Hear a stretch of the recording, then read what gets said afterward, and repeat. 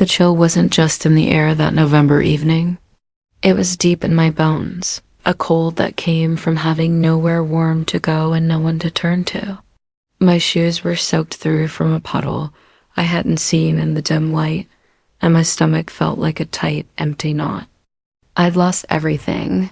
My small apartment after Ma died and the bills piled up. My job at the diner when I just couldn't stop crying long enough to take orders. Now I was just adrift, a ghost in my own life.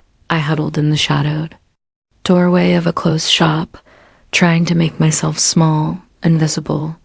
People hurried by, heads down, collars up, none of them seeing me, or maybe pretending not to. That was fine. I didn't want to be seen. Then his shadow fell over me. Everyone in our little town knew Mr. Alistair Thorne. Or rather, they knew of him. He lived alone in the big, slightly run-down house on the edge of town, the one with the overgrown garden and the perpetually drawn curtains.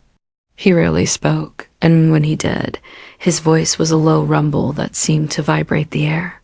He had a scar that ran from his temple down his cheek and his eyes. Well, his eyes looked like they'd seen too much. People whispered. They said he was dangerous, that he had a dark past. Children would cross the street rather than walk past his gate. Adults, too, if they were on his dot, and now he was standing right there, looking down at me. I froze, expecting him to tell me to move on, to get out of his sight.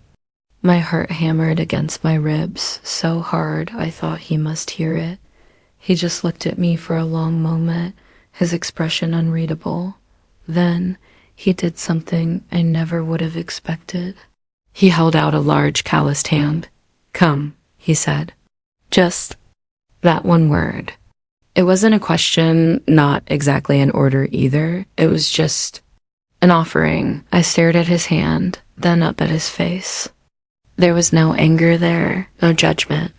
Just a kind of quiet weariness. What did I have to lose? The cold street? The hunger? The fear that was already my constant companion? Slowly, shakily, I put my small, trembling hand in his. His grip was firm, surprisingly gentle. He pulled me to my feet as if I weighed nothing. I swayed, lightheaded from lack of food. He didn't ask my name. He didn't ask why I was there, a young woman alone and shivering in a doorway. He just turned and started walking, still holding my hand, and I followed, like a lost lamb following the only creature that had shown it any kindness. His house was dim inside, but it was warm. A fire crackled in the hearth, casting dancing shadows on walls lined with books. It smelled of old paper, wood smoke, and something else. Something clean and faintly like herbs. He led me to a worn armchair by the fire and gently pushed me into it. "Stay," he said, then disappeared into what I guessed was the kitchen. I sat there, numb, watching the flames. This was surreal. The man everyone feared, the town boogeyman, had brought me into his home. He returned with a mug of steaming soup and a thick slice of bread. He commanded softly. I ate. It was simple vegetable soup, but it was the best thing I had ever tasted. Warmth spread through me, chasing away some of the deep-seated chill. He sat in another chair, watching the fire, not me. The silence wasn't awkward, not like I expected. It was peaceful. When I finished, he took the empty mug. He showed me to a small, plain bedroom. "You can sleep here." There was a bed with a thick quilt, a small washstand with a pitcher and bowl. It was more than I'd had in weeks. Why?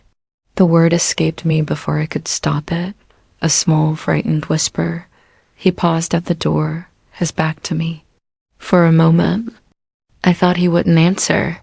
Then he said, his voice still that low rumble, "Everyone needs a safe place." He didn't turn around. He just left, closing the door quietly behind him. He never asked why.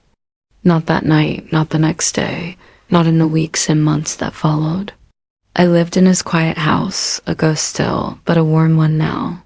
I started to help, small things at first, washing dishes, sweeping floors. He just nodded, accepting my silent contributions. Sometimes I'd find a book left open for me, or a small piece of chocolate by my plate. Slowly, very slowly, the tightness in my chest began to ease. I learned the rhythm of his quiet life. He read a lot, tended a small vegetable patch in the back that no one else saw, and fixed things, clocks, radios, anything broken. He had skilled hands. I still didn't know why he'd taken me in. Maybe he saw a bit of his own loneliness in me. Maybe he was just a kind man hidden beneath a fearsome exterior.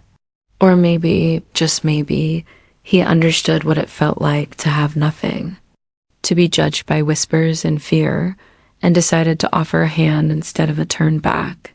The townsfolk still whispered when they saw me tending the front roses. One day, a small patch of color I'd coax back to life. They'd see me at the market, buying groceries, Mr. Thorne a silent shadow beside me. Their fear of him seemed to extend to me, a sort of cautious curiosity. But his presence was a shield. He never asked for my story, and in return, I never asked for his. We simply existed, two solitary souls who had found a strange, unspoken comfort in each other's company.